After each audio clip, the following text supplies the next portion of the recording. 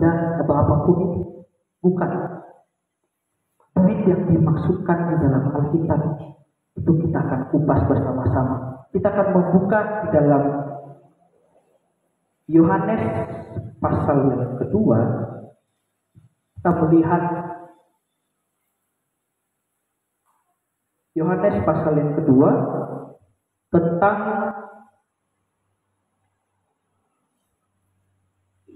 ayat yang pertama sampai ayat yang ke-11. Mujizat pertama yang Tuhan adakan. Ya. Berikutnya perkawinan kita. Ya. Pada hari ketiga ada perkawinan di Kana yang di Galilea, dan ibu Yesus ada di situ. Yesus dan murid-muridnya diundang juga ke perkawinan itu. Ketika mereka kekurangan anggur, ibu Yesus berkata kepadanya, mereka kehabisan anggur.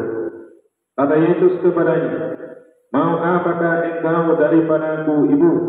Saatku belum tiba. Tetapi ibu Yesus berkata kepada pelayan-pelayan, apa yang dikatakan kepadamu, buatlah itu. Di situ ada 6 tempayan yang disediakan untuk pembasuhan menurut adat orang Yahudi. Masing-masing isinya 2-3 buyut. Yesus berkata kepada pelayan-pelayan itu, isilah tempayan-tempayan itu penuh dengan air. Dan mereka pun mengisinya sampai penuh. Lalu kata Yesus kepada mereka, sekarang cedoklah dan bawalah kepada pemimpin pesta. Lalu mereka pun membawanya. Setelah pemimpin pesta itu mengecap air yang telah menjadi anggur itu, dan ia tidak tahu dari mana datangnya, tetapi pelayan-pelayan yang mencedok air itu mengetahuinya. Ia memanggil mempelai laki-laki dan berkata kepadanya, setiap orang menghidangkan anggur yang baik dahulu, dan sesudah orang puas minum, barulah yang kurang baik. Akan tetapi engkau menyimpan anggur yang baik sampai sekarang.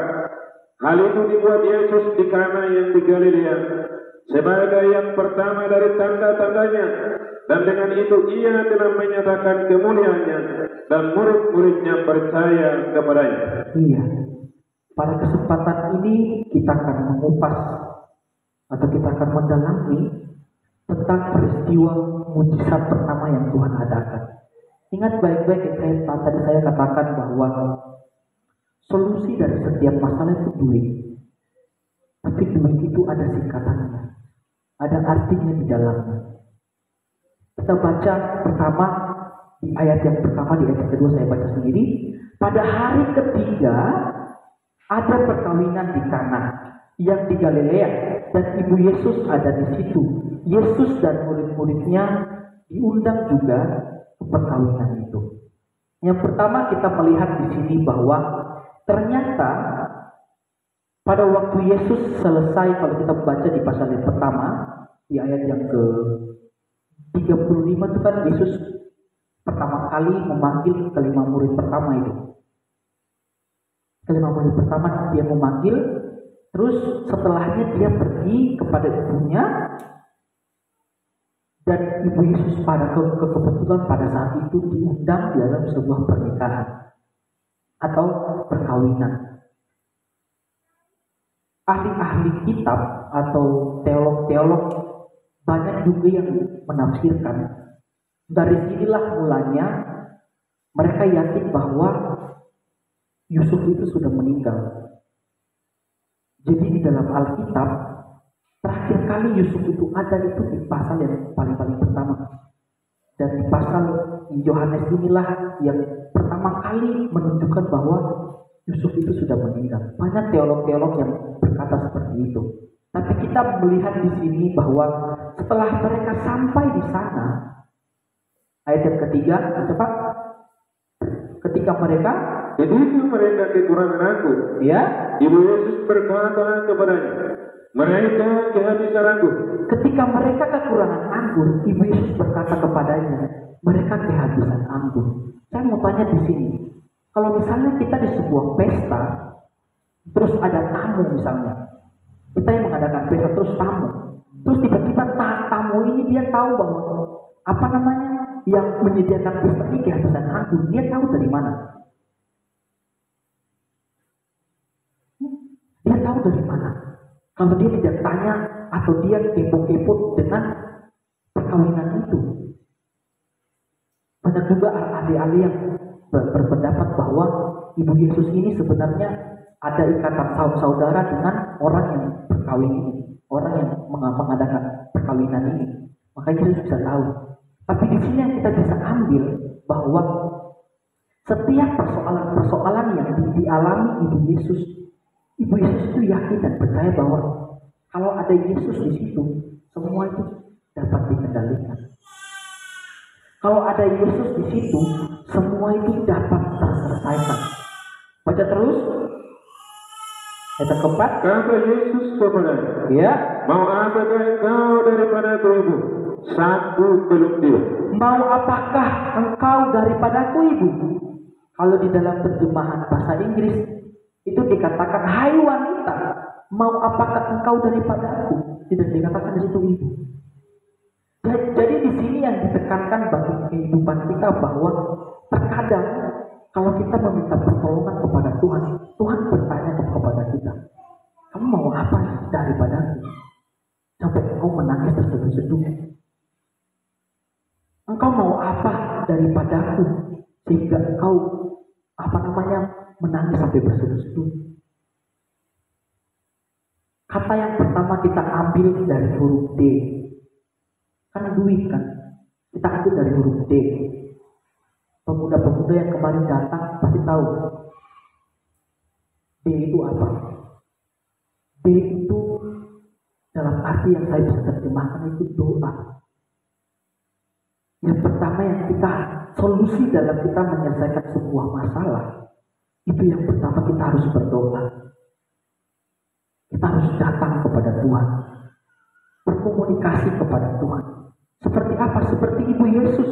Pada waktu dia tahu ada kekurangan anggur, dia tidak datang kepada penjual anggur terus beli anggur. Tidak. Dia datang kepada Yesus. Yesus tukang kayu, bukan seorang penjual anggur. Tapi kenapa dia datang kepada Yesus sampai dia beritahu mereka bisa anggur loh? Karena apa? Dia tahu setiap solusi permasalahan itu harus datang kepada Tuhan. Bagaimana dengan kehidupan kita? Apakah kita setiap hari, kalau kita dalam keadaan masalah yang begitu berat, apakah kita sudah berdoa kepada Tuhan? Di dalam doa itu ada 3 unsur yang kita harus mengerti dalam kehendak Tuhan. Yang pertama, terkadang Tuhan menjawab tidak. Terkadang Tuhan tidak menjawab tidak. Dan yang kedua, terkadang itu Tuhan menjawab tunggu. Dan yang ketiga, terkadang Tuhan itu menjawab ya. Ingat unsur ini dalam kehidupan kita. Yang pertama saya catat bahwa tidak itu untuk kita mengerti rencana Tuhan. Tidak semua rencana-rencana yang kita planning kepada Tuhan itu jalan. Seperti yang saya beri contoh kepada pemuda-pemuda kemarin. Seperti Daud pada waktu dia berperang dengan orang Filistin. Kan dia bertanya kepada Tuhan. Dengan baju efod itu dia bertanya kepada Tuhan. Tuhan, apakah saya harus maju berperang melawan orang Filistin? Tuhan berkata tidak. Jangan engkau berperang melawan Filistin, tapi engkau masuk menyelusup di tengah-tengahnya dan engkau kayak sebuah bom itu jatuh supaya berserakan. Terkadang Tuhan menjawab tidak. Untuk apa? Supaya kita mengerti akan rencana Tuhan itu. Terkadang Tuhan tidak selalu menjawab doa kita. Karena mungkin Tuhan tahu di depan kita terdapat jurang maut yang dapat memisahkan kita daripada Tuhan. Dan yang kedua tadi saya bilang tunggu. Terkadang juga Tuhan berkata bahwa tunggu dulu ya nak. Tunggu dulu ya. Kita sudah berdoa Tuhan, sudah cabut sudah persoalan kita dalam kehidupan saya ini Tuhan berkata, tunggu dulu. Yang saya menjalani itu apa? Untuk mendewasakan kehidupan kita.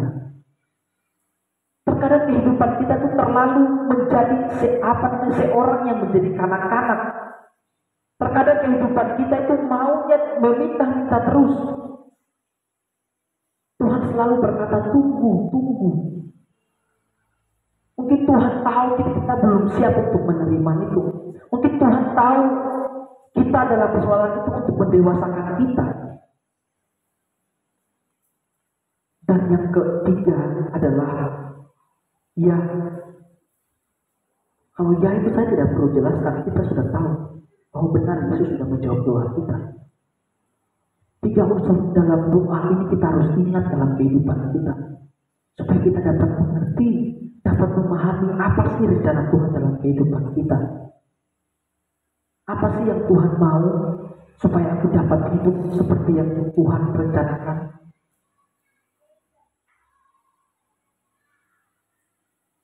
Yang pertama tadi doa. Yang kedua, kita belajar. Selanjutnya, tetapi Ibu Yesus berkata kepada pelayan-pelayan. Ayat yang kelima. Ayat 5.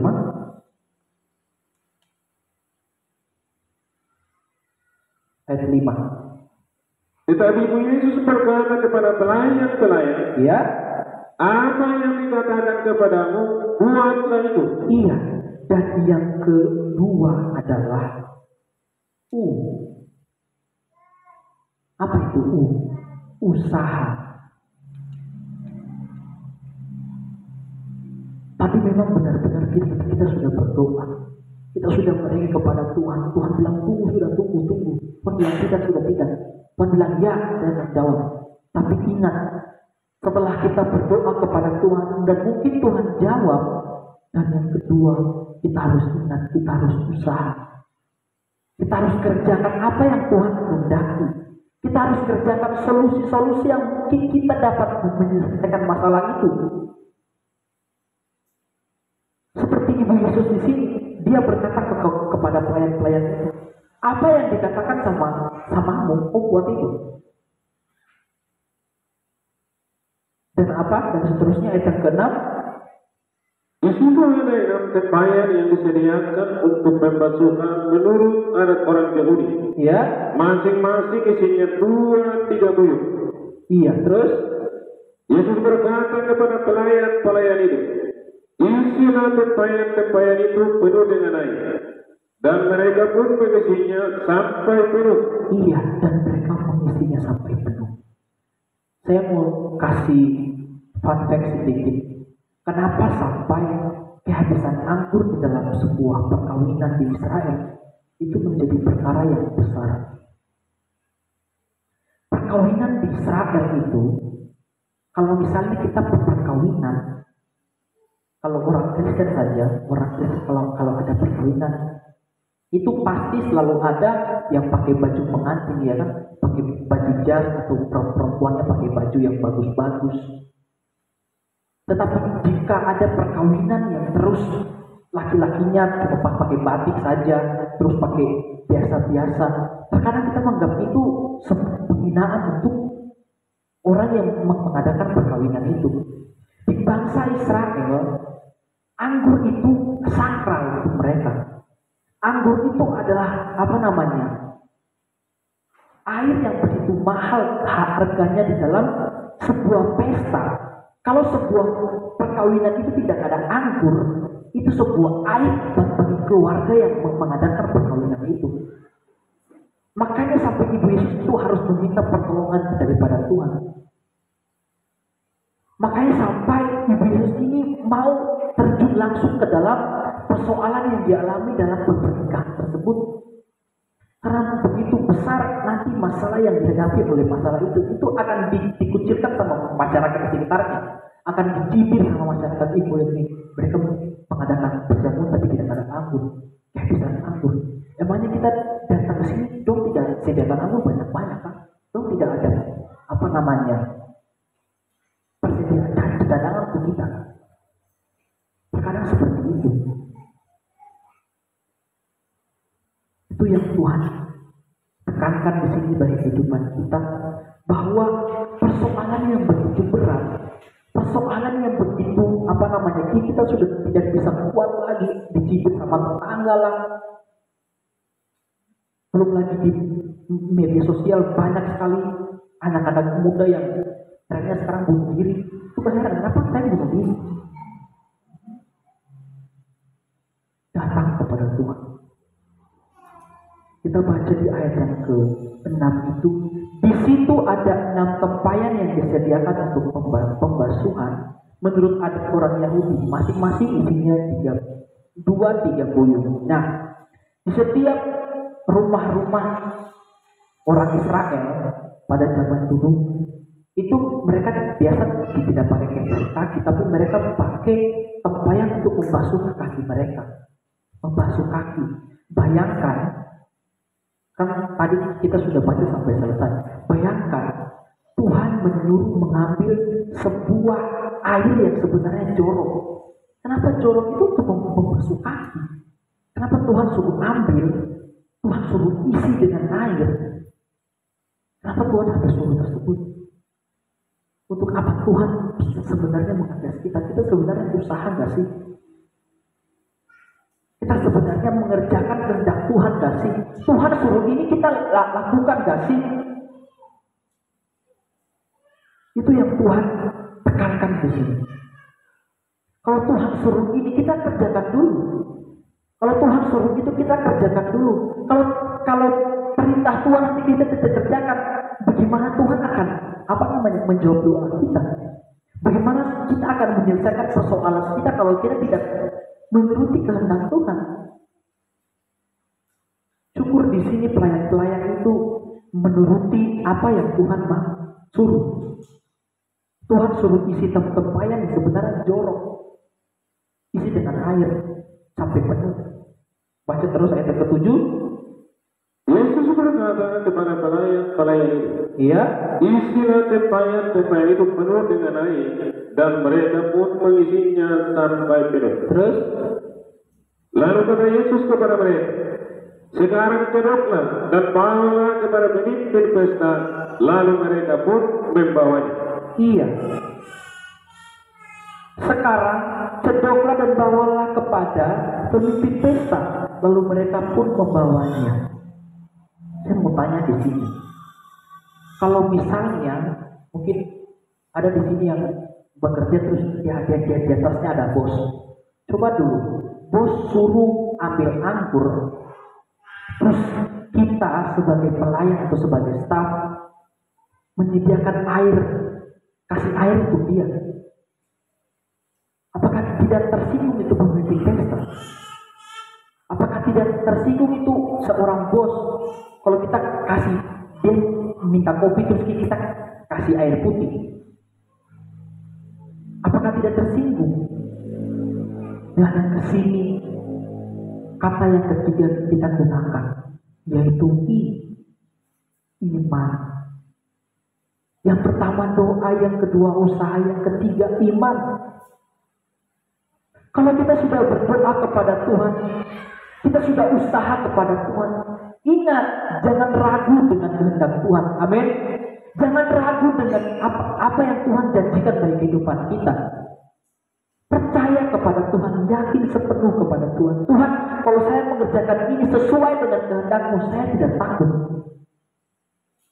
Saya berdiri di sini juga, saya sebenarnya tidak kuat.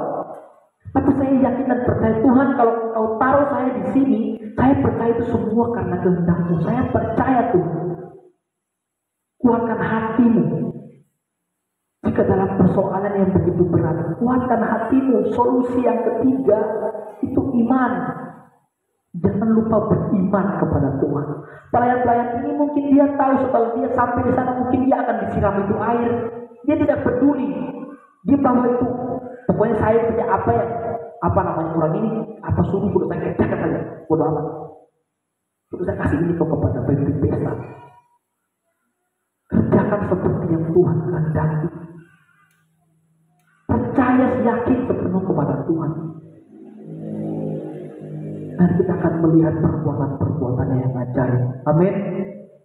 perbuatan-perbuatan yang ajaib itu terkadang di luar nalar kita. Kalau perbuatan ajaib itu sesuai dengan nalar kita, itu sama saja bukan perbuatan ajaib. Iya enggak?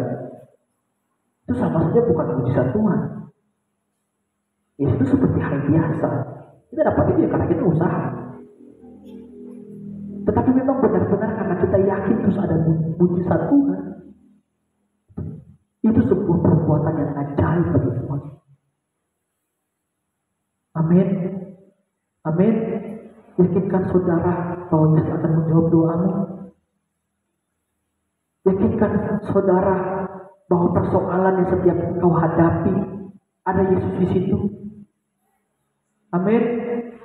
Aminkan dalam hati. Percaya. Imanmu harus teguh di dalam Tuhan. Dan yang keempat, kita baca terus. Setelah begitu pesta itu mengecap air, Ya, yang telah menjadi anggur itu, ya. dan ia tidak tahu dari mana datangnya. Tetapi pelayan yang mencedok air itu mengetahuinya, ia memanggil mempelai laki-laki. Terus, Dan berkata kepadanya, setiap orang menghidangkan anggur yang baik dahulu, dan sesudah orang puas minum, barulah yang kurang baik. Akan tetapi engkau menyimpan anggur yang baik sampai sekarang. terus, Hal itu dibuat Yesus di Kana yang di Galilea sebagai yang pertama dari tanda-tandanya, dan dengan itu ia telah menyatakan kemuliaannya dan murid-muridnya percaya kepadanya. iya. Jadi di sini sebenarnya, kenapa sampai tadi saya bilang setiap persoalan kita solusinya duit.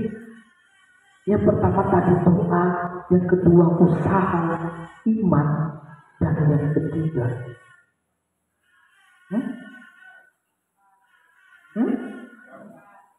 salah, taat. Kalau kita sudah mengerjakan segala sesuatu, tetapi kita hanya melakukannya itu satu kali seminggu, 2 kali seminggu, 3 kali seminggu, Tuhan terkadang, kamu ini sebenarnya sungguh-sungguh gak sih sama saya? Terus saya mau tanya dulu anak-anak muda yang sudah pacaran saja, Coba, sudah pacaran sama perempuan atau laki-laki, terus dia cuma chat 1 minggu, 1 bulan, atau satu minggu mungkin 3 kali dia chat.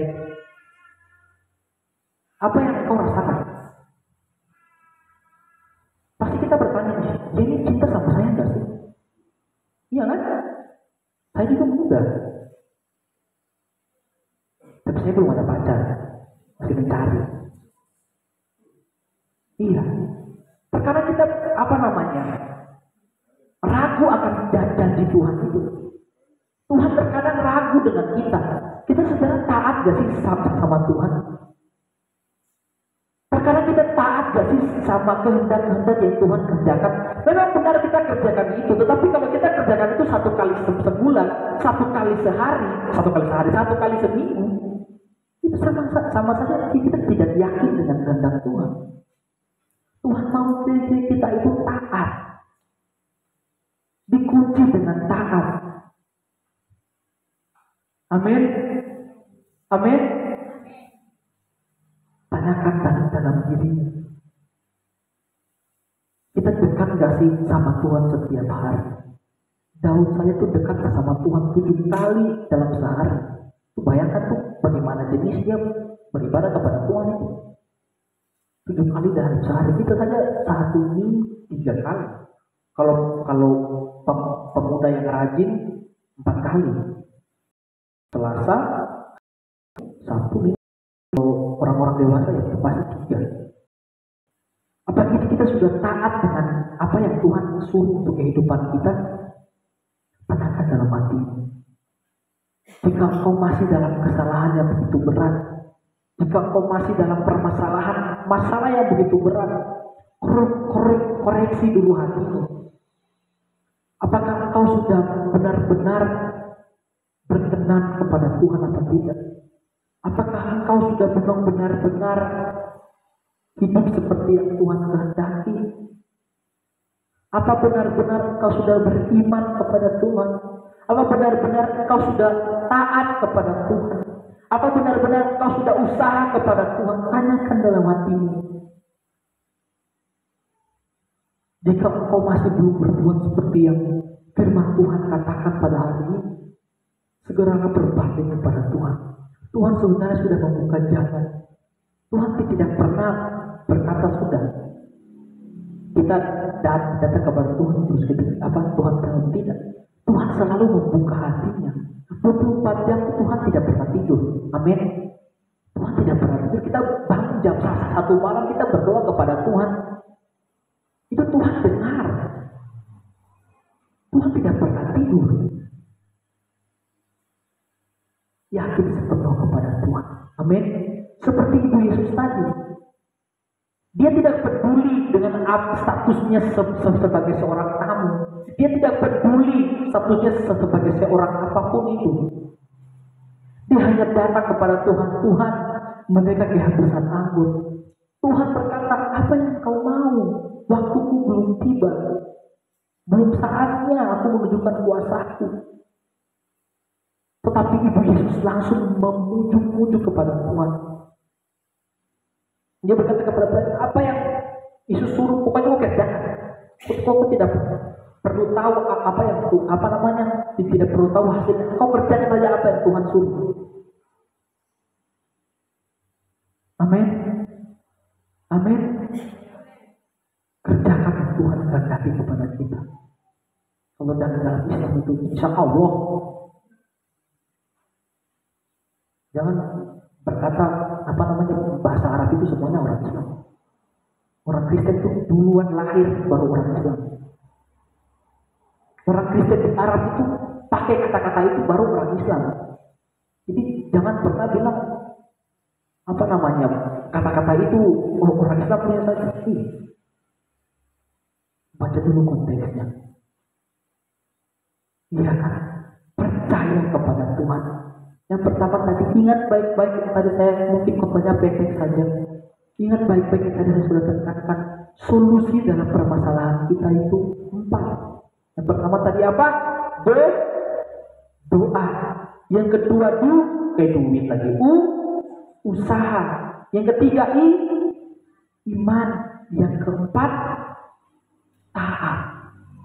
Tanamkan ini dalam hatimu supaya engkau setia selalu kepada Tuhan. Supaya engkau percaya selalu kepada Tuhan. Ingat, jangan lupa berdoa kepada Tuhan jika engkau dalam permasalahan.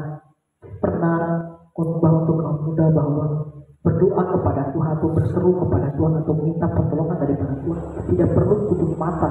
Kita jalan saja begitu terus kita minta pertolongan daripada Tuhan, itu kita sudah berdoa kepada Tuhan.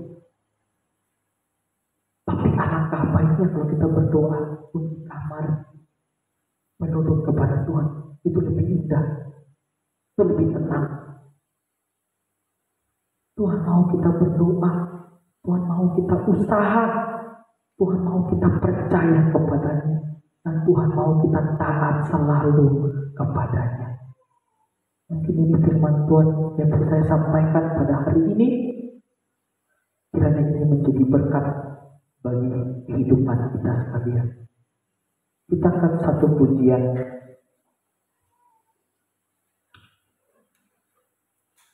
Yesus mendengar lebih dari yang kudoakan. Tak selalu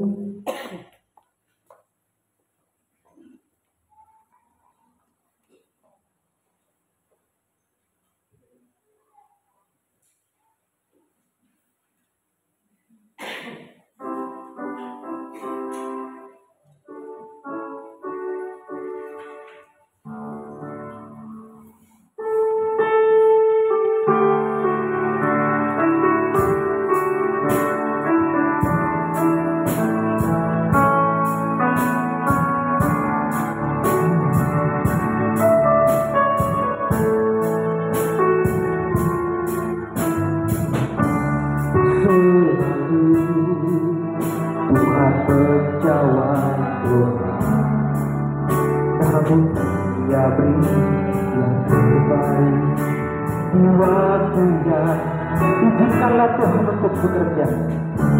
Izinkanlah Tuhan untuk bekerja, yang mustahil menjadi mungkin oleh karena tak selalu Tuhan menjawab,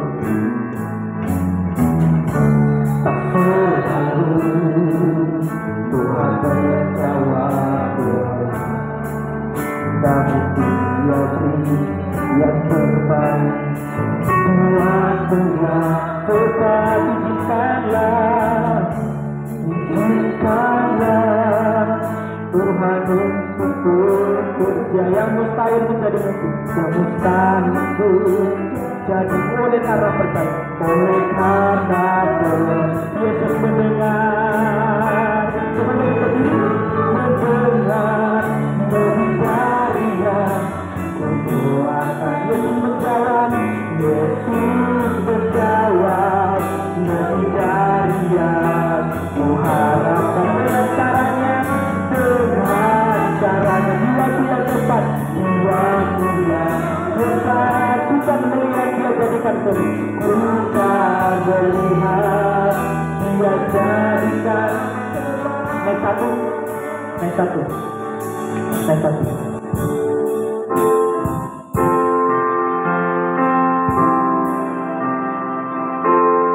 Selalu Tuhan menjawab doa, yang mustahil Dia beri yang terbaik. Jiwaku yang tepat, izinkanlah Tuhan untuk bekerja. Izinkanlah Tuhan untuk yang mustahil menjadi mungkin, yang mustahil menjadi oleh karena percaya, oleh karena percaya. Yesus mendengar, lebih dari yang kudoakan. Yesus menjawab, lebih dari yang kuharapkan. Dengan caranya, jiwaku yang tepat. Bukan melihat Dia jadikan Tuhan. Yesus mendengar, lebih dari yang kudoakan. Yesus menjawab, lebih dari yang kuharapkan.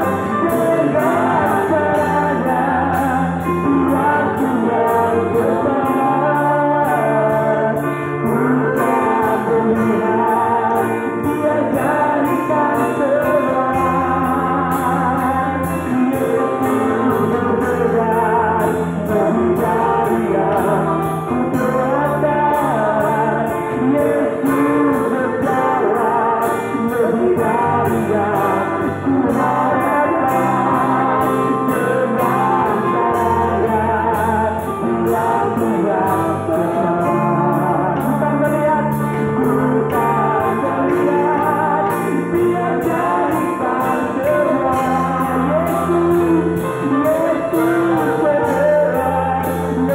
lebih dari yang kudoakan. Yesus menjawab, lebih dari yang kuharapkan. Dengan caranya, jiwaku yang tepat. Bukan melihat Dia jadikan Tuhan. Dari awal hanya singir bunyi lagu pujian ini dari awal. Firman Tuhan selalu,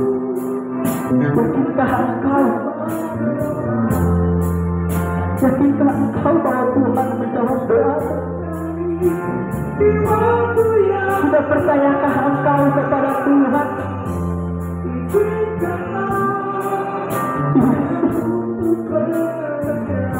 Sudahkah engkau sayang kepada Tuhan? Sudahkah engkau taat kepada Tuhan? Tuhan mau kita kembali kepada Tuhan. mau supaya kita berbalik kepadanya. Tuhan sudah membuka tangannya. Tuhan sudah membuka kuasanya. Mari datang kepada Tuhan. Mari berbalik kepada Tuhan. Minta pertolongan hanya kepadanya. Yesus mendengar. Yesus mendengar. Nabi Daria. Yesus menjawab. Nabi Daria. Ku harapkan dengan cara jiwaku yang Yesus, ku kan melihat Dia jadikan semua.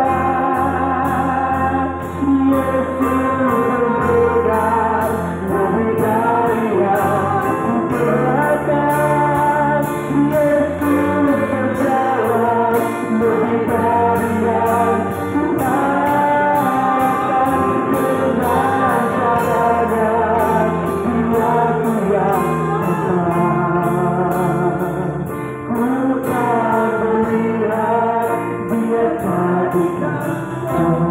Berikan kepala kita berdoa. Ya Tuhan, ya Bapa kami, Bapa yang selalu kami sembah, Bapa yang selalu kami agungkan nama-Mu.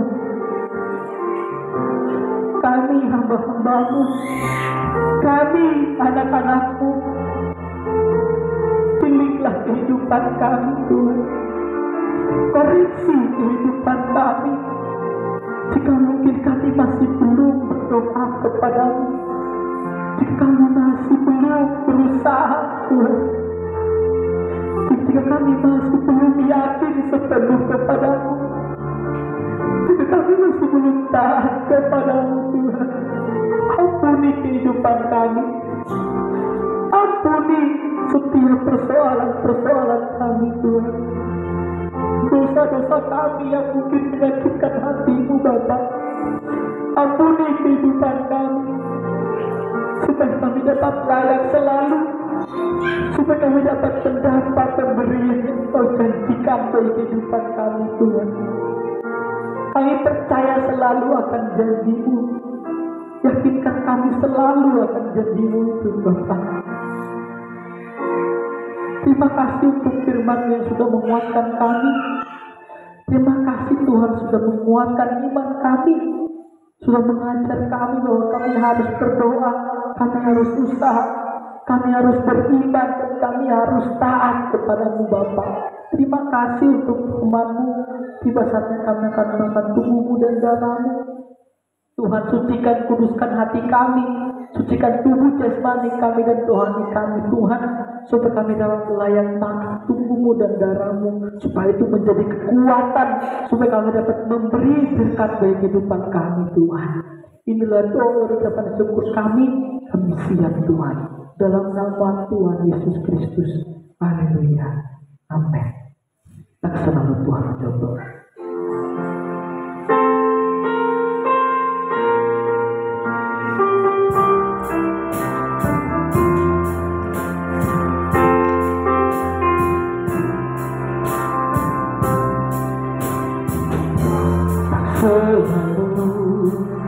Tuhan menjawab doa, namun Dia beri yang terbaik di waktu yang tepat.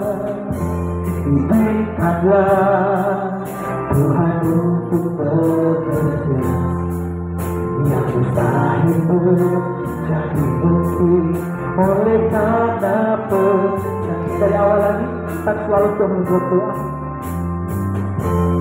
Selalu Tuhan menjawab doa, namun Dia beri yang terbaik di waktu yang tepat.